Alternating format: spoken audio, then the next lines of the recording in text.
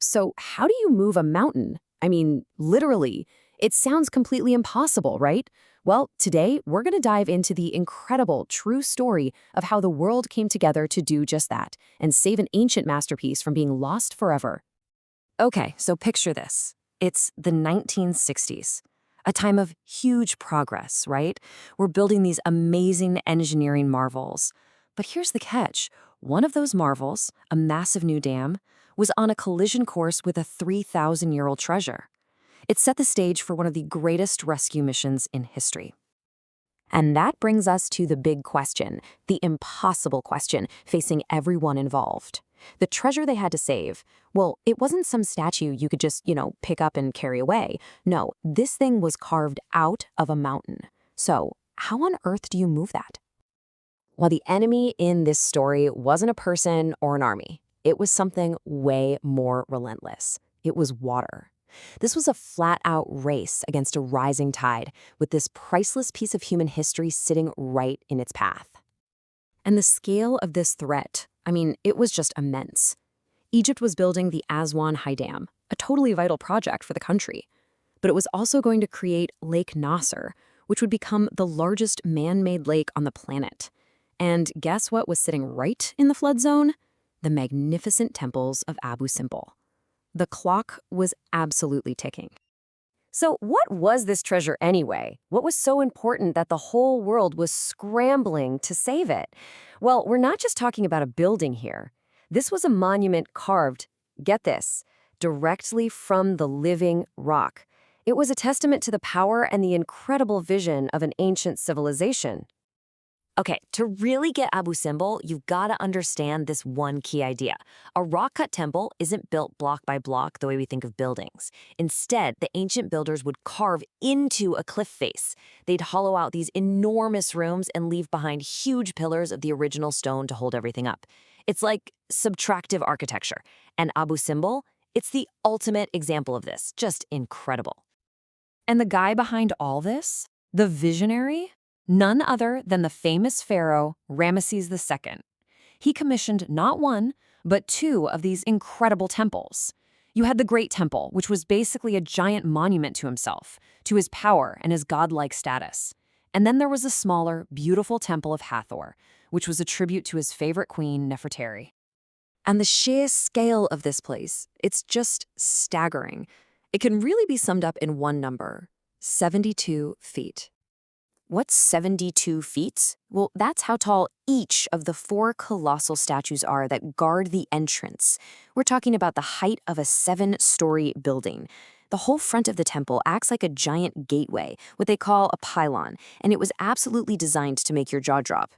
And who are these giant statues of? Yep, all four are Ramesses II himself. Talk about sending a clear message about who's in charge. But check this out. Here's a detail that tells a really cool personal story. See, in most Egyptian art, the pharaoh is always shown as way bigger than everyone else. It's a power thing.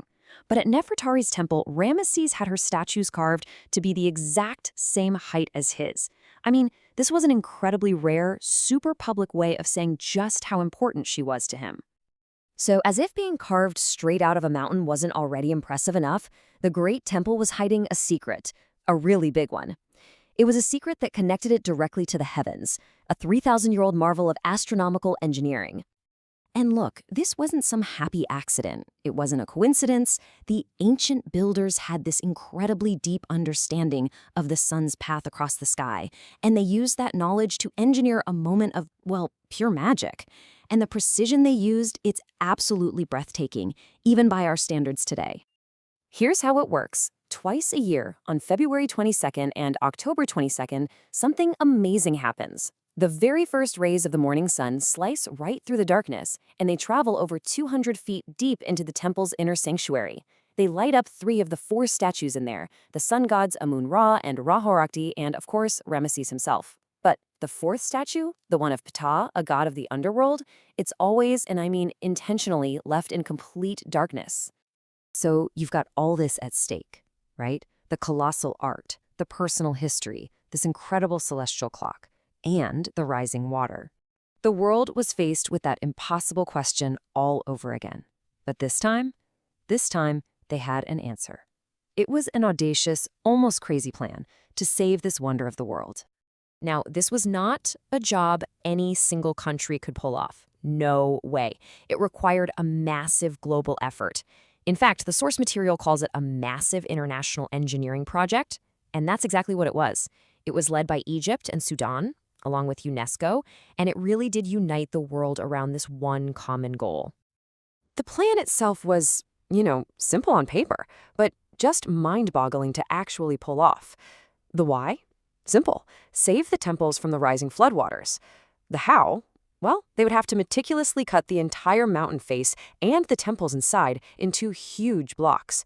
Some of these weighed up to 30 tons, and then they'd have to move them and reassemble the whole thing like a giant puzzle. And the scope of this whole thing? It was enormous. In the end, they saved a total of 23 different monuments. And the craziest part? They did all of this in just 4 years. 4 years. It all kicked off in 1964 with the painstaking process of dismantling the temples. Then came the truly Herculean task of moving every single one of those blocks to a new, carefully prepared site 213 feet higher up and well away from the water. And by 1968, the whole thing was done. Incredible. So when they finished, it wasn't just some big engineering victory. I mean, it was that for sure. But it was also a huge victory for our shared human heritage. It created this lasting legacy, showing what's possible when the world actually works together. And the success was truly monumental. Abu Simbel gets all the attention. It was definitely the star of the show, but this international campaign actually managed to save and relocate a grand total of 23 temples and shrines. 23! But you want to know the best part? The truly amazing part? They didn't just save the stones. They saved the magic. Today, the temples stand safe and sound in their new home. And yep, twice a year, that beam of sunlight still shoots right into the inner sanctuary, perfectly preserving that 3,000-year-old celestial alignment. They pulled it off. The story of Abu Simbel is just this incredible testament to what humanity can achieve when we actually decide to work together. It really leaves us with a powerful question for our own time, though, doesn't it? If our greatest landmarks, our most precious cultural treasures, were threatened today, could we do it again? Could we unite and achieve the impossible?